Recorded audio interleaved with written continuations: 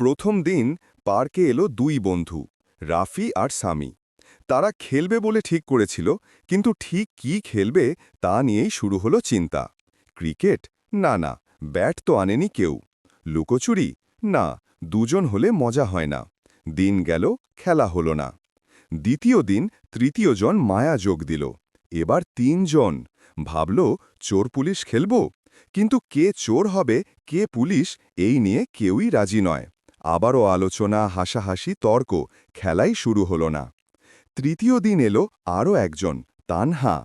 চারজন মিলে সারি দিয়ে বসল মাঠের এক পাশে।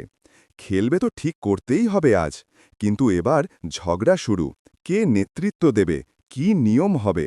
বাকি সময় গেল ভালো খেলার নাম খুঁজতে খুঁজতে। চতুর্থ দিন সবাই ঠিক করল আজ আর ভাববে না, সরাসরি খেলবে।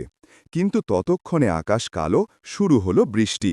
সবাই ভিজে হাসতে হাসতে বলল, আজও খেলাটা কেবল